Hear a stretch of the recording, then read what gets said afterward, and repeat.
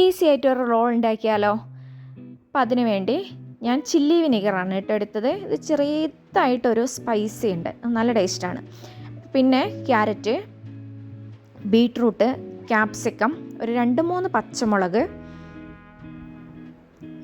കുറച്ച് കുക്കുംബർ നീളത്തിൽ അരിഞ്ഞതിന് ശേഷം ഒരു പാത്രത്തിലേക്ക് ഇട്ട് കൊടുക്കാം. അതിലേക്ക് ആവശ്യത്തിന് ഉപ്പും ഒരു 2 സ്പൂൺ വിനാഗിരിയും കൂടി ഒഴിച്ചതിന് ശേഷം ഒരു അരമണിക്കൂർ റെസ്റ്റ് ചെയ്യാൻ വേണ്ടി വെക്കാം കേട്ടോ. ആ വിനാഗിരിയിലുള്ള പച്ചമുളകും കൂടി ഞാൻ ഇതിലേക്ക് അരിഞ്ഞിട്ടു. നല്ല ടേസ്റ്റാട്ടോ അത് കഴിക്കാൻ വേണ്ടിയിട്ട്. അപ്പം അതൊന്ന് മാറ്റി വയ്ക്കാം. ഞാൻ പനീറും കൂടി ഇതിൽ ആഡ് ചെയ്യുന്നുണ്ട്. അതിന് വേണ്ടിയിട്ട് കുറച്ച് തൈര്, അതിലേക്ക് മുളക് പൊടി, കുറച്ച് ഉപ്പും കൂടിയിട്ട് നന്നായി മിക്സ് ചെയ്തതിന് ശേഷം പനീർ നീളത്തിൽ അരിഞ്ഞിട്ട് അതും കൂടി മിക്സ് ചെയ്ത് സൈഡിലോട്ടൊന്ന് മാറ്റി വയ്ക്കാം. ഇതിൽ നമ്മൾക്കിനി കുറച്ച് ലെറ്റ്യൂസും കൂടി ആഡ് ചെയ്യണം. ഞാൻ പകുതി ലെറ്റ്യൂസ് അതിൽ ആഡ് ചെയ്തു, പകുതി ലെറ്റ്യൂസ് ഞാൻ വേറെ പാത്രത്തിലിട്ട് വെച്ചു കേട്ടോ. നമ്മളിവിടെ കുബൂസ് കൊണ്ടാണ് റോൾ ഉണ്ടാക്കുന്നത്. അപ്പോൾ നമുക്ക് പനീർ ഒന്ന് ഫ്രൈ ചെയ്യണ്ടേ. ഇത് കാസ്റ്റ് ചെയ്യേണ്ട കടായിയാണ് കേട്ടോ, നല്ല കടായിയാണ്, അടിക്ക് പിടിക്കുമൊന്നുമില്ല.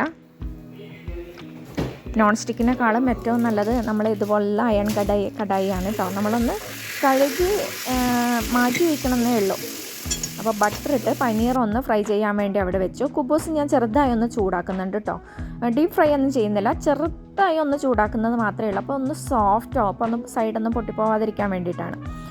അപ്പോൾ നമ്മൾ അരമണിക്കൂർ വെജിറ്റബിൾസൊക്കെ കട്ട് ചെയ്ത് വെച്ചതിലേക്ക് ഒരു കഷ്ണം സവാളയും കൂടി അരിഞ്ഞിട്ട് ഞാനൊന്ന് മിക്സ് ചെയ്തു. സവാള നല്ലൊരു ക്രഞ്ചി ആയി കിട്ടാനാണ് കേട്ടോ ഈ സമയത്ത് ആഡ് ചെയ്യുന്നത്. ഇനി കുബൂസ് എടുത്തു, അതിലേക്ക് ആവശ്യത്തിന് എല്ലാ വെജിറ്റബിൾസും ഒന്ന് സ്പ്രെഡ് ചെയ്ത് കൊടുക്കുക. നടുക്ക് മാത്രം ഇട്ട് കൊടുത്താൽ മതി കേട്ടോ, സൈഡിൽ കുറച്ച് സ്പേസ് വയ്ക്കുക. ഇനി അതിലേക്ക് പനീർ ഫ്രൈ ചെയ്ത പനീറും കൂടി ഇട്ട് കൊടുക്കാം. ഇനി അതിൻ്റെ മുകളിൽ കുറച്ച് ലെറ്റ്യൂസ്, ഇനി കുറച്ച് മാത്രം സോയാ സോസ്, പിന്നെ നമ്മളെ വെജ് മയോ ഉണ്ടല്ലോ, ഞാൻ വീബയുടെ ആണ് കേട്ടോ യൂസ് ചെയ്യാറ്, അതും കൂടി ഒന്ന് സ്പ്രെഡ് ചെയ്ത് കൊടുക്കാം. ഇനിയിപ്പോൾ ഒന്നുമില്ല, ജസ്റ്റ് ഒന്ന് നമ്മൾക്ക് കഴിയുന്ന പോലെ അതൊന്ന് റോൾ ചെയ്യാം.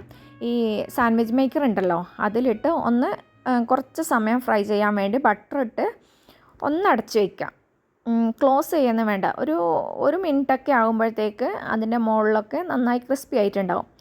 ഇനി നമ്മൾക്ക് കഴിക്കാം. വയറൊക്കെ നല്ല ഫില്ലാവാൻ വേണ്ടി നല്ലതാണ് കേട്ടോ. അപ്പോൾ എല്ലാവരും ഒന്ന് ട്രൈ ചെയ്ത് നോക്കിയിട്ട് അഭിപ്രായം പറയണേ.